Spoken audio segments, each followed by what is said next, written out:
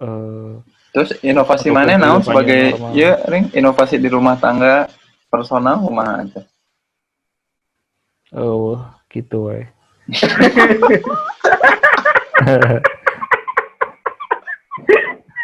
Rek naon.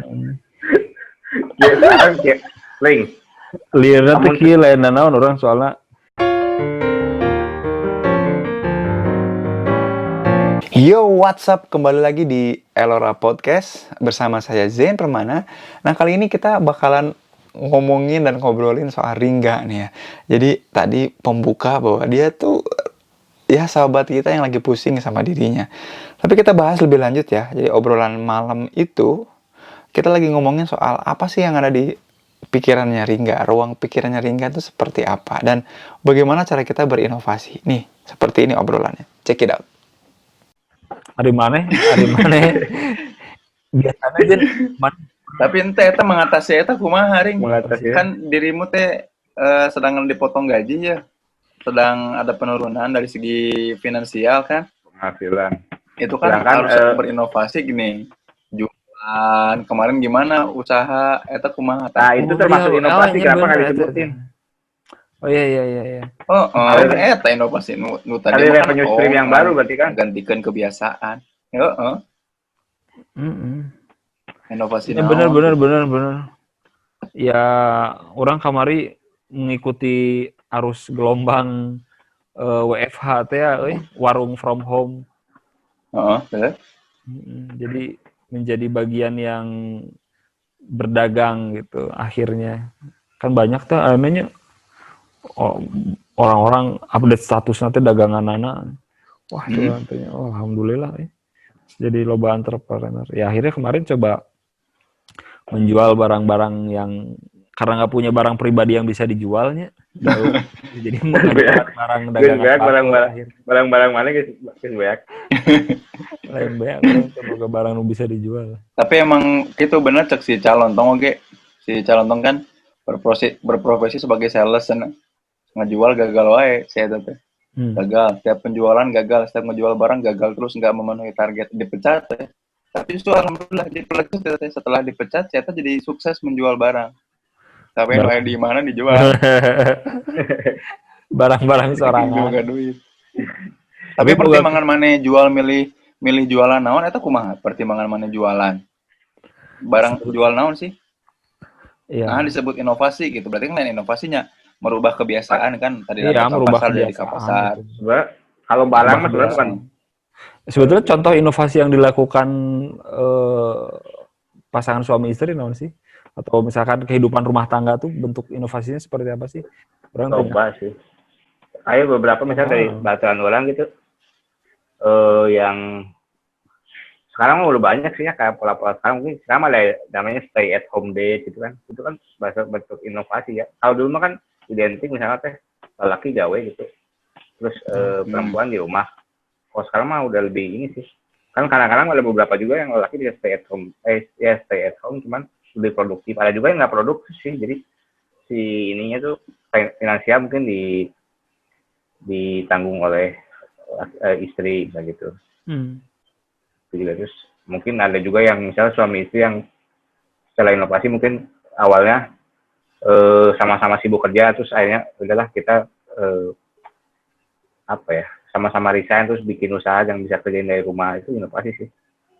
Karena lamun itu kan orang lebih banyak ke segi finansial yang mungkin si Jen bisa jelaskan tentang dari human relationship dan lain-lain lah. Cuman kalau inovasi kan sebenarnya penting ya sekarang. Kita ngomongin bisnis lah. Inovasi kalau yang nggak biasa berinovasi itu bisa lama-lama mati sih. Ya, contohnya mungkin Nokia lah ya. Tuh, dulu kan Nokia bisa menguasai pangsa pasar berapa 70% 80% lah ya. Ngomongin HP masalahnya semuanya HP-nya pasti Nokia. Nokia, kan? Yahoo, ya Nokia. Terus sampai akhirnya ada Android tapi Nokia tetap pede gitu dengan produknya Symbian kan. Akhirnya mati juga sekarang di mana HP Nokia kan. Terus Yahoo sama Yahoo kan. Jadi ya loba sih. Terus kalau kayak perusahaan sekarang kan brand yang paling ngaon ya. Yang mungkin brand dinilai paling inovatif kan Apple. Karena dia tuh inovasi walaupun inovasinya kadang-kadang sedikit-sedikit sih nggak masuk akal sih masuk orang. Inovasi Contohnya sedikit, apa? memang harganya bisa dinaikin beberapa persen lah, terlalu tinggi. Jadi emang, tapi karena brandnya sudah dinilai sebagai inovatif, kuat brandnya, jadi gitulah. Si customer juga fanatik kan kalau Apple. Jadi ya dia tetap bisa mempertahankan pasarnya karena tadi dinilai sebagai perusahaan inovatif walaupun ya tadi inovasinya nggak banyak sih. Tanya tadi saeutik nu masalah kan Mentet tadi sempat bilang Apple sedikit inovasi Sama. tapi bisa ngejual harga yang tinggi. Ini salah satu fenomena oge tah nu Oreo naon sih? Supreme. Oh, mahal gitu. Tapi ayeuna nu rek meuli maksudnya dia Sebetulnya apa sih? Yang bikin dia jadi mahal tuh naon sih? Karena eksklusivitas sih sebetulnya lamun sekolah. Karena kan lamun Hypebeast. Hypebeast oke. Hypebeast. Jadi kan ketika orang tuh kan sekarang mah kalau orang tuh kan gila status lah ya, kalau orang-orang apalagi yang punya uang tuh mereka tuh pengen eksis dan pengen dihargai gitu. Pengen dipandang, wah gua tuh punya ini nih.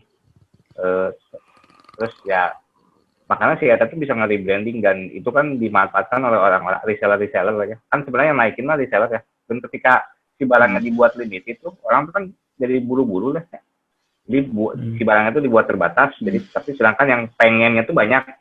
Karena yang pengen pamer atau pengen dilihat itu banyak. Dibuat terbatas. Nah, makanya harganya bisa berkali-kali lipat. Iya, berarti kan Ya. sebetulnya ya produknya pasti berubah ya, tapi bukan inovasi produk, berarti lebih ke inovasi bisnisnya. Ya, inovasi cara bisnis model bisa juga. Kayak dulu zaman-zaman Maiki kan apa? Iya. Yang dia jual kan di sini. Hari ini jualan misalnya di Braga. Wah. Sampai 100 orang ngantri meuli. Beak. Oh, neangan beak. Sekarang mah udah aya di sirkuit kayak gimana biasa aja orang makan. Nggak sekalian itu maksudnya.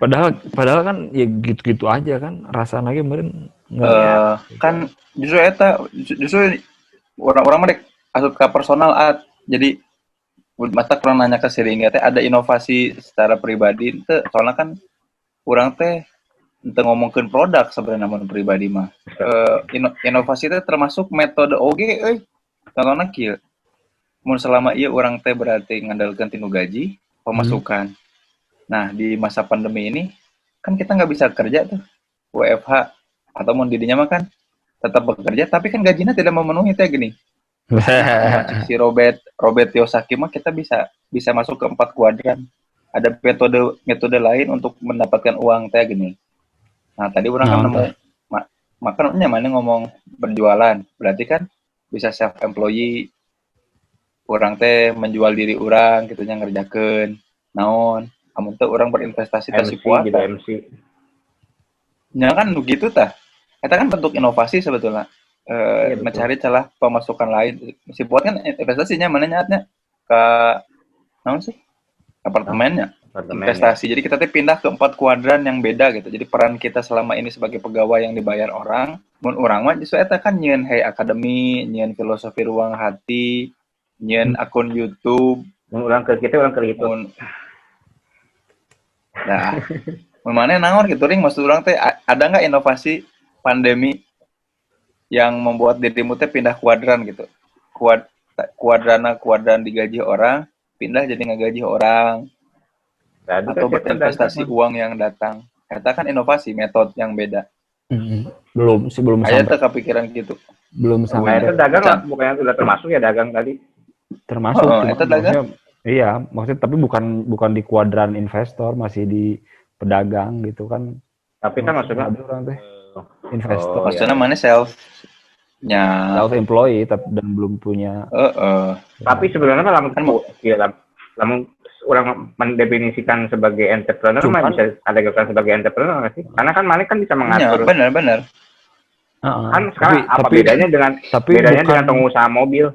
Bukan karena COVID. Ya, mun teu dagang, orang teu menang duit gitu kan ya. Mun teu gerak, orang teu menang duit. Mun gerak, orang menang duit. Eta kan geus pindah kuadran sebenarnya eta teh. Ya, cuman latar belakangnya bukan karena COVID, cuman lebih karena ya kondisi ekonomi rumah tangga we gitu. Di tengah Si kondisi dia perusahaan ingin yang sedang filosofi ruang hati bukan karena ini, bukan karena COVID. Iya. Benar. Nah, terus yang jadi menarik ketika kita bahas soal inovasi adalah ketika Fuad tiba-tiba bilang soal orang-orang yang tertarik dengan teori-teori kosong gue. Nyinggung amat itu. Tapi kita lihat, maksudnya kayak gimana. Lumayan. Tapi orang penasaran dengan orang-orang yang mau ini dengan teori-teori kosong mana ya.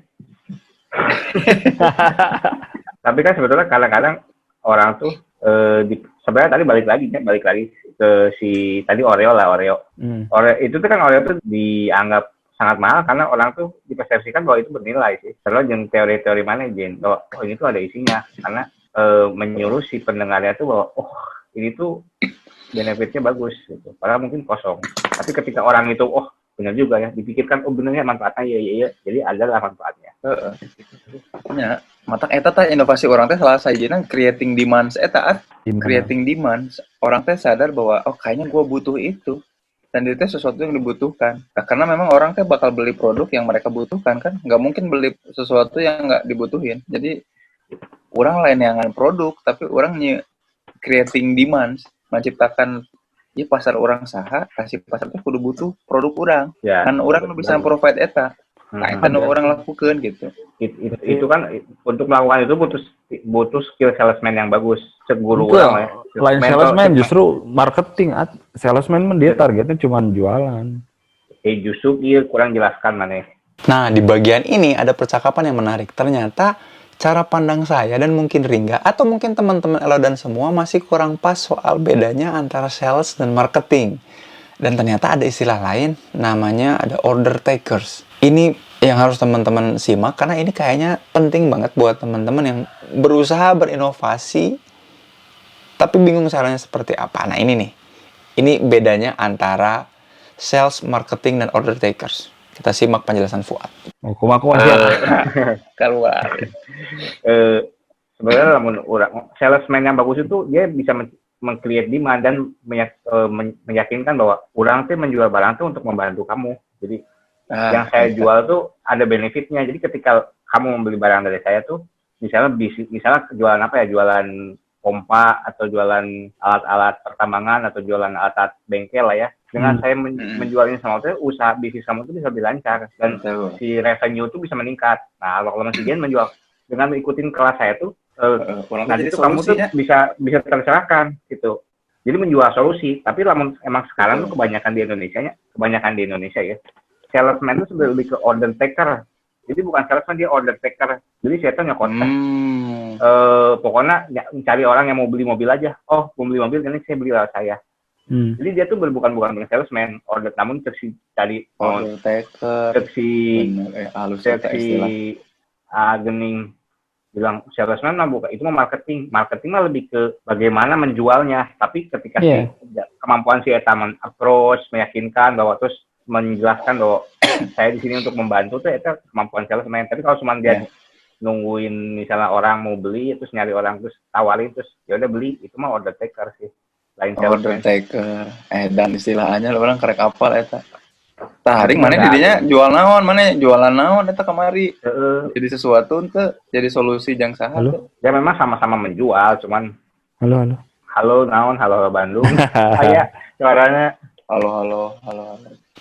Nah, ketika udah dapat penjelasan dari Fuad ini, saya jadi penasaran pengen nanya. Jadi Ringga ini, AA Gening ini udah punya inovasi apa sih?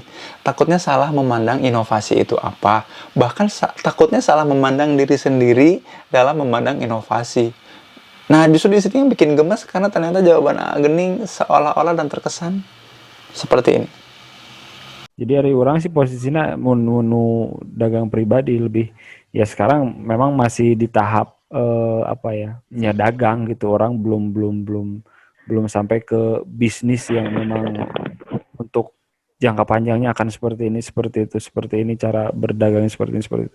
Masih belajar aja gitu cari learning by doing sih. Jadi nggak mengecilkan profesinya sendiri. Orang teh rendah hati. Justru eta mindset bukan rendah hati, rendah diri. Itu mah bukan rendah hati, rendah diri. Maksud orang teh kieu, maksud walaupun mana ngajual sesuatu yang jangan sampai Orang kita lain. teh melakukan sesuatu yang dianggap itu tidak penting. Orang kan Iya, barang Penting. produk orang kan mun cek si puat mah kan penting. Justru untuk orang orang creating itu tuh segi buat pasar mah itu teh penting. Jangan pasar orang. Yang si puat mah nyanyalah. Si puat mah lain segmen orang. Tapi orang teh percaya diri sama barang itu karena aku menghadapi segmen yang pas. Bener teh jadi akhirnya. Benar-benar. sebetulnya mah lamun secara mana kan mengecilkan orang mah dagang nyokot barang batul.